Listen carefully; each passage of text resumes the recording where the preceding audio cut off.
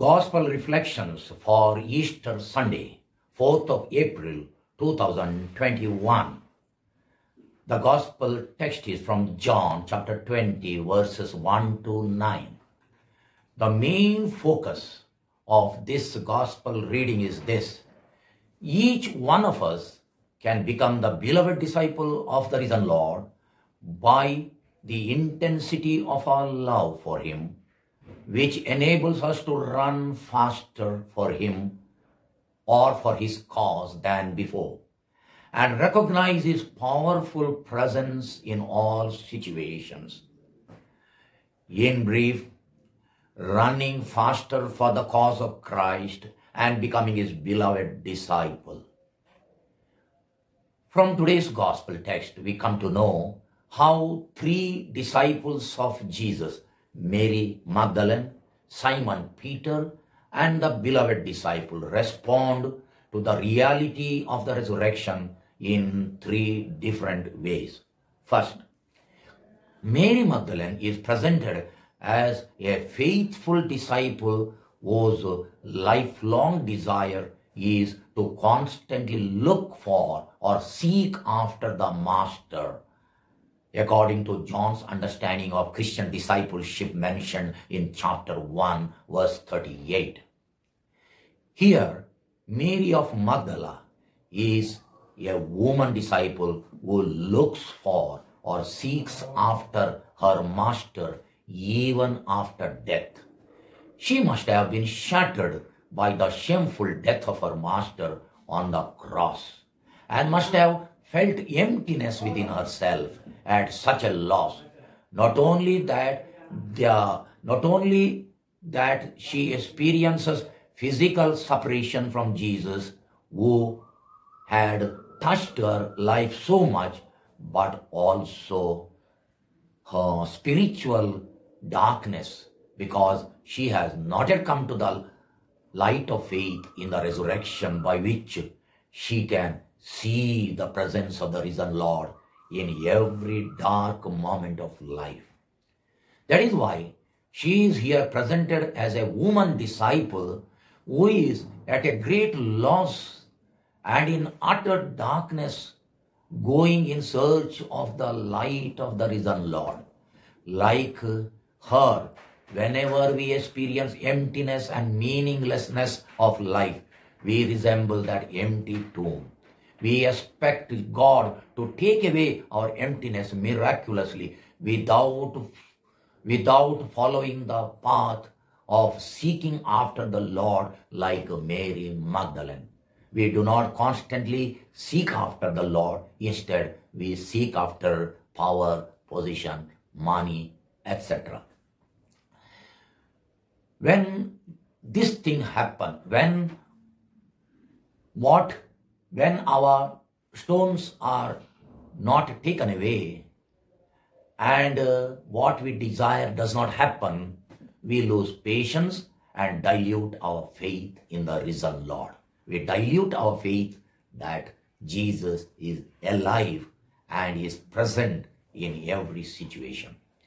If our love and devotion for the Lord is as intense as Mary Magdalene, we get the strength to search for Him in every dark moment of our life. Surely, He will reward our love and faith by assuring His mysterious presence even during the dark night of our souls. The dark night of our souls, like as spiritual authors have mentioned.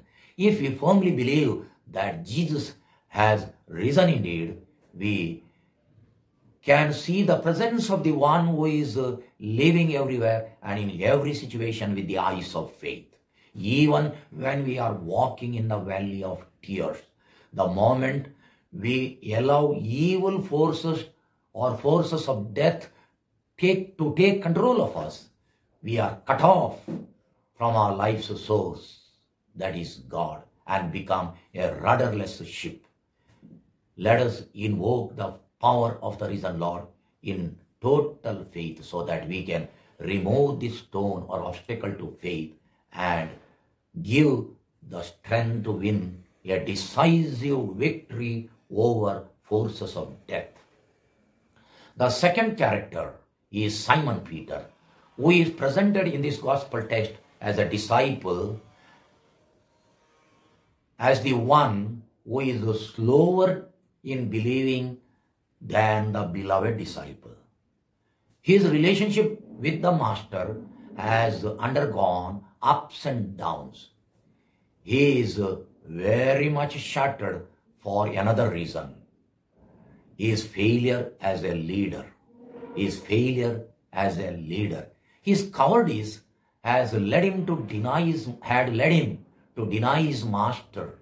But he does not stop running for the Lord along with the beloved disciple until he reaches the height of faithfulness.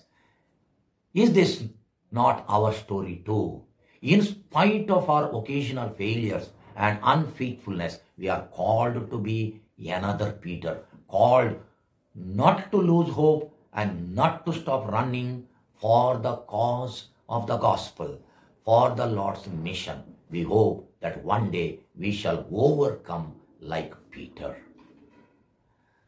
The third character is an unnamed beloved disciple who seems to be engaged in a running competition with Simon Peter on the first Easter morning. Of course, both of them were running for Jesus or to see Jesus, but the beloved disciple was running faster than Peter. The evangelist here may be contrasting Peter's denial during Jesus' passion. Peter's unfaithfulness is contrasted to the faithfulness of the beloved disciple who stood by the cross till the last moment and was able to believe in the resurrection. The beloved disciple, the one whom Jesus loved, was standing at the foot of the cross. He is a symbol of a faithful disciple who follows the Master till the foot of the cross. Beloved disciple who stood by the cross till the last moment and was able to believe in the resurrection by staying close to Jesus in his suffering, he proves to be really the beloved disciple. The reason why he ran to the tomb faster than Simon Peter is not that he was younger and more energetic and Peter was old and was not able to run fast. His exemplary love for Jesus motivates him to run faster for Jesus' cause. As soon as he reaches the tomb, he peeps into it and sees the linen cloths lying on the ground without the body of Jesus. He waits for Peter and he allows him to go into the tomb first. When Peter sees the same thing, what the other disciples saw, there is no immediate response or reaction from him. Nothing is mentioned. But when the beloved disciple goes in, he sees and believes promptly that Jesus has risen from the dead. Chapter 20, verse 9. Actually, both of them see the same thing in the tomb. The linen wrapping lying apart, but the body of Jesus missing. But the beloved disciple sees the same thing with the eyes of faith and believes first. The intensity of love towards Jesus stimulates faith instantly. John in his gospel wants to tell us the intensity of a beloved disciple's love for Jesus. Love towards Jesus stimulates faith faster and instantly. The beloved disciples' running race symbolizes a disciple's intense love for the Master and personal attachment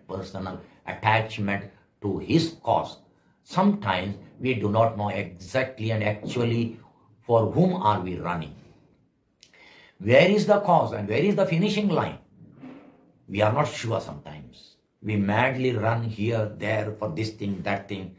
In the hustle and bustle of life, we simply miss the mark. Each one of us is called to become a beloved disciple of the Lord by loving him with such an intensity day after day that we can run faster for Him than before with passion and devotion. Passion means here not the passion of Christ, but intensity. Today, those of us who have gathered to celebrate in the new life of Jesus are invited to resolve to be more enthusiastic, more zealous, and more committed disciples who work for His cause. Prayer. Risen Lord, grant that this intensity of love may lead us to recognize Your love at work in our family, community, and society. Amen. Hallelujah.